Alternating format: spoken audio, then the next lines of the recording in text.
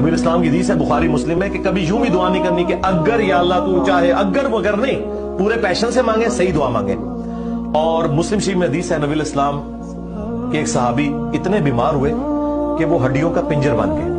نبی اسلام ان کی عادت کرنے گئے، آپ نے کہا کہ تو اللہ سے کیا مانگتا ہے کہ جو تیری حالت ہوئی ہوئی ہے؟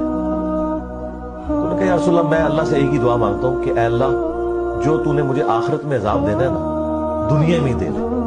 نبی اسلام سبحان اللہ، اللہ پاک ہے، یہ تو نے کیا عقیدہ بنایا ہوا ہے؟ یعنی حضور جب حیران ہوتے تھے نا تو یعنی غلطیوں سے پاک تو اللہ ہی ہے، یہ کہتے تھے وہ تیرے اندر سکت ہے کہ تو دنیا میں بھی اللہ کا عذاب برداشت کر سکے، اور تجھے تو چاہیے تھا تو کہتا اللہم ربنا آتنا فی الدنیا حسنہ وفی الآخرۃ حسنۃ وقنا عذاب النار۔ اے اللہ مجھے دنیا میں بھی بھلائیاں عطا فرما، آخرت میں بھی بھلائیاں عطا فرما، اور آخرت کی سب سے بڑی بھلائی مجھے دے، وقنا عذاب النار۔